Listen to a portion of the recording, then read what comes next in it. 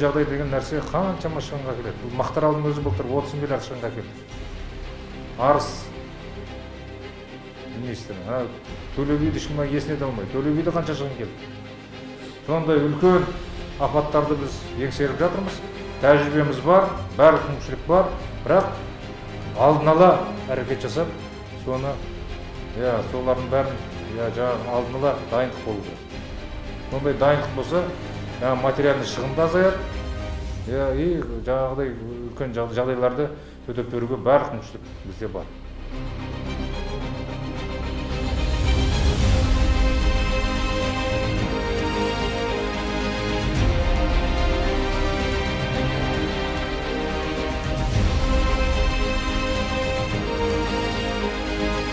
Қандай да бір төтенше жағдай орын алса, ол адам өміріне аса үлкен қауіп төндіріп, тек қауіп төндіріп қана қоймай, үлкен материалдық шығынға әкеліп соғатыны барлығымызға белгілі. Түркістан облысының Арыс қаласында жойқын жарылыс болды. Бүгін сағат 9:20-да өртке қарсы қызмет пультіне қоймалық орындағы жарылыс туралы хабарлама келіп түсті. Өрт қаладағы әскери бөлім аймағынан шыққан.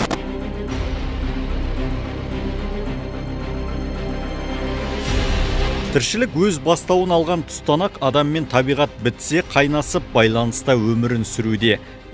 Рас, кейде табиғат бізге қырын мінезін көрсетіп, төтенше жағдайларға тірейді. Өз өмірін бәйгеге тігіп, өзге жанның өмірі үшін құрбан етуге дайын болар батырлар да жоқ емес. Ел ішінде елене бермейтін ер жүрек жауынгерлер, төтенше жағдайлар қызметкерлері.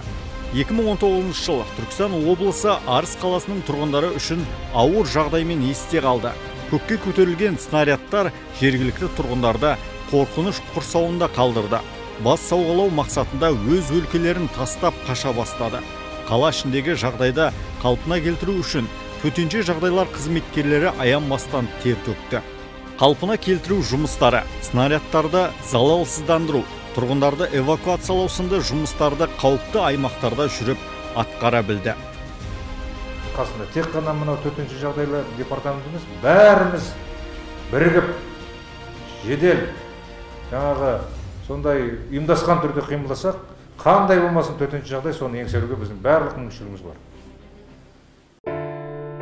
2020 жыл әлем жұртшылығын шарасыз күйге салды. Әлемді шарпыған ауыр індет барлығымызды төрт қабырғаға қамады. Көшеге шығудың өзі қорқынышқа толы бола бастады. Ел мен елдің, қалалар мен қалалардың арасы жабылып, қатаң бақылауда ұсталды.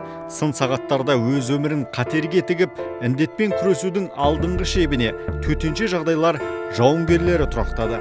Қала іштерін дезинфекциялап, індетті таралуына жол бермеуге тырысты. Біздің конституциямызда белгіленгендей, әрбір адамның өмірі және денсаулығы бұл басты құндылық. Осы орайда айтып өткім келіп отыр. Азаматтық қорғаныстың негізгі міндеттерін тиісті дәрежеде шыңдап, ұйымдастырудың арқасында кез келген төтенше жағдайға бейбіт және соғыс уақытында төтеп беріп, адам және материалдық шығынды азайтуға болатыны бұл әбден айқын. Індетпен арпалысып жүргенде іргедегі көршіміз Өзбекстан Республикасында орналасқан Сардоба су қоймасы жарылды. Мамырдың мамыржай таңы мақтааралдықтар үшін жайлы бола қоймады. 5 ауыл су астында қалып, тұрғындар шарасыз күйде қалды. Алғаш болып қызметіне кіріскен тағы да төтенше жағдай қызметкерлері болды.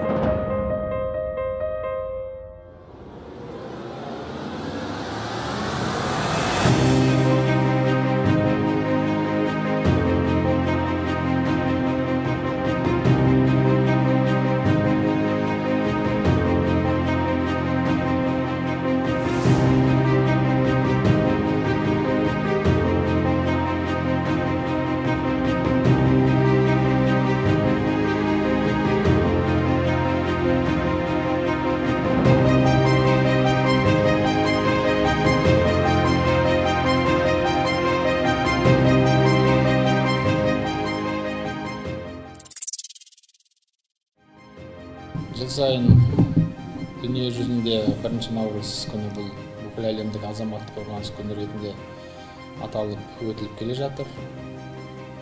Бұл бойынша облыс деңгейінде атқарылған іс-шаралар жоспары осы департамент тарапынан әзірленіп, облыс басшылығымен міндетті түрде бекітіледі. Аталған мерекелік іс-шаралар барысында Түркістан облысы төтенше жағдайлар департаменті облыс әкімдігімен, аумақтық құзырлы органдармен, қалалар мен аудандардың әкімдіктерін жұмылдыра отырып, кең көлемде тиісті іс-шаралар ұйымдастырылып келе жатыр. Атап айтқанда, ағымдағы жылдың өзінде азаматтық қорғаныс саласы бойынша үздік мектеп конкурсы, интерактивті сабақтар, конференциялар және семинарлар, флешмобтар біздің облыс аумағында орналасқан өрт сөндіру бөлімдерінде ашық есік күні ұйымдастырылып, барлық ұйымдарда сейсма жаттығулар, эвакуациялық жинау пункттерін іс жүзінде жайып көрсету жаттығулары өткізілуде.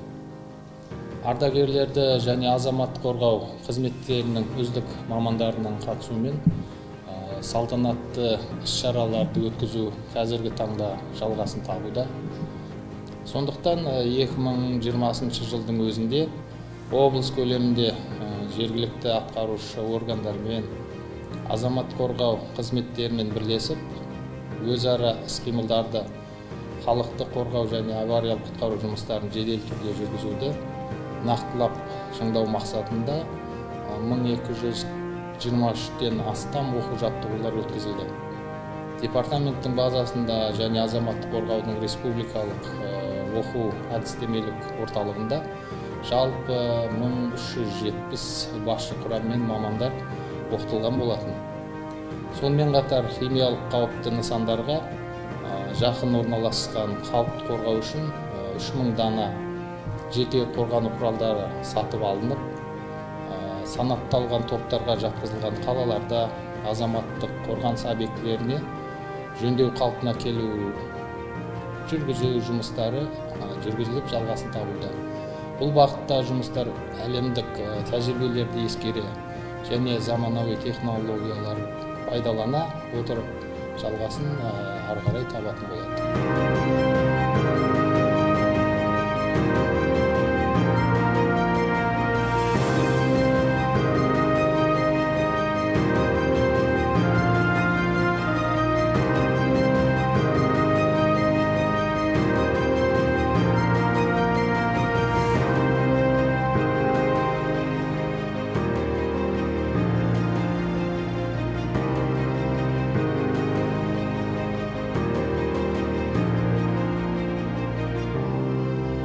Тәжірибе жиналды, осы тәжірибеге байланысты бәріміз шұғыл қимылдауымыз керек қазір.